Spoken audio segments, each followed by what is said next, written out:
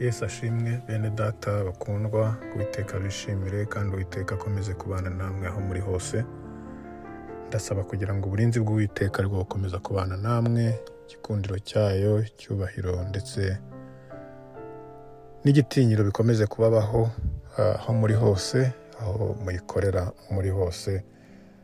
Uwiteka bishimire. Dukomeje rero inyigisho yo gusenga cyangwa se isengesho nk'uko twayitangiye, tugeze ku gice cyayo cya 4, kuko twabonye yuko isengesho umwami wacu Yesu yatwigishije akiri kuri iyi si rifite ibice by'ingenzi. Tugeze rero ku cya 4. Cya mbere cyavugaga ku izina rya Data wa twese uri mu ijuru, uko tugomba gutangira gusenga turihamagara, turiha icyubahiro, turishima, dushima ibyo yadukoreye, dushima aho igeze ikora, kuko n'Imana y'ibitangaza, n'Imana ikora imirimo ihambaye. Ikindi kandi cya kabiri twabonye yuko tugomba mu isengesho ryacu kubanza kwemera ko umugambi w'Imana uko uri mu ijuru ariko uba no ku isi, ibyo ishaka bigomba kubaho nk'uko ibishaka mu ijuru no mu isi. Ikindi kandi cya gatatu twabonye yuko dufite inshingano cyangwa se twemerewe gusaba ibyo dukeneye kuri iyi si, kubera yuko Data, Imana ni Data, izi ibyo dukeneye kandi yishimira yuko tuyisaba, kubera yuko ifite byose kandi igomba kuduhaza muri byose, irabishoboye. Icya 4 rero nicyo tugezeho.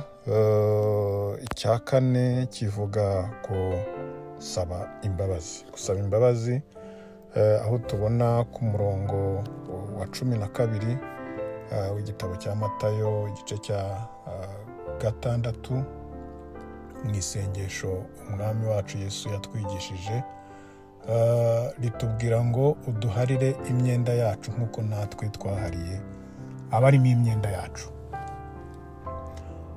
Bibiliya inyinshi zivuga ko ari umwenda Imana igomba kutubabarira nk'uko aba turimo imyenda natwe tubabarira.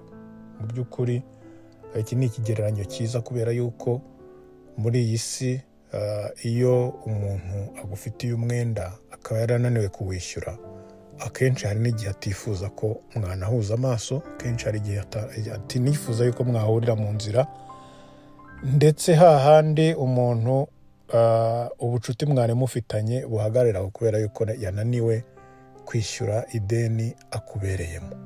Rero Bibiliya igiye ijya kwandikwa n'ibyahumetswe n'Imana, itanga ibintu, ingero ziri mu buzima bwacu bwa buri munsi. Rero iyo natwe turi gusaba Imana imbabazi ku byo tutashoboye gusohoza nk'uko yabidusabye, dusaba imbabazi, ariko nanone tukavuga ngo nk'uko abaturimo imyenda twayibahariye.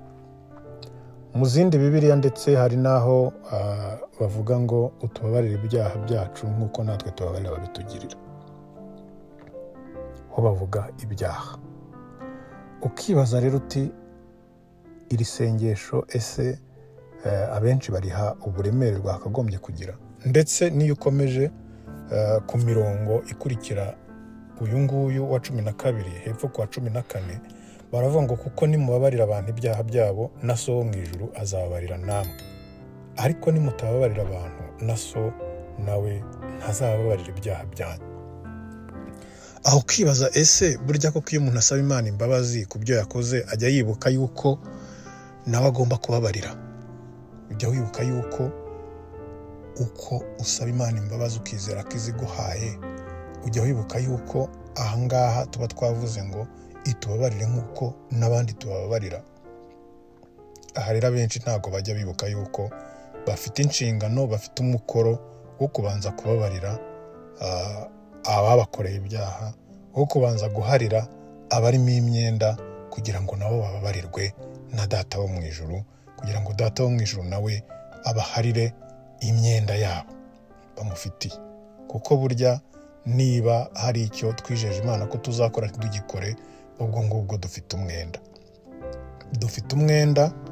niba kuko umwenda ni isezerano, niba umuntu umusezeranye yuko icyo wamuhaye azakigusubiza igihe iki n'iki, Imana nayo niba mwarasezeranye ngo ntuzongera gukora ibi, nihannye ibi, ukongera ukabisubiramo, ubwo ngubwo usubiye wa mwenda ntabwo wishyuye. Niyo mpamvu rero itubabarira, kubera yuko yo ihorana imbabazi, ariko nayo ikadusaba ngo natwe tugire kubabarira, kuko nitutababarira nayo ntabwo izatubabarira. Mwene data rero ndakwinginga kugira ngo ugire umutima ugira imbabazi. Data wa twese wo mu ijuru agira imbabazi nyinshi, natwe rero kugira ngo tube abana be ba nyakuri koko tugira indangagaciro nk'ize, tugomba kugira imbabazi, tugomba kugira umutima ubabarira, kugira ngo na Data wo mu ijuru atubabarire, kandi koko n'abatubona babone yuko koko turi abana ba Data wo mu ijuru, tugira imbabazi, tugira umutima wagutse wo kubabarira.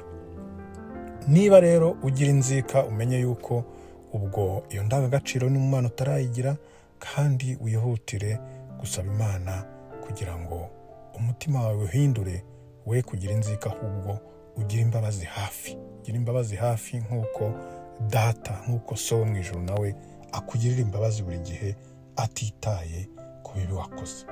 Uwiteka rero abagirire neza.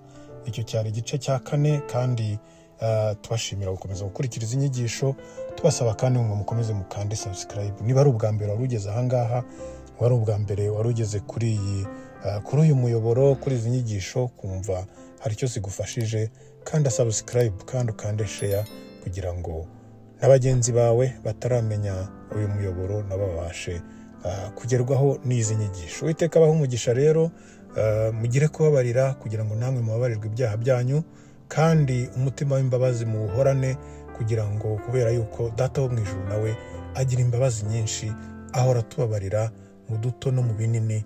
Nawe rero ugira imbabazi kugira ngo ubabarirwe.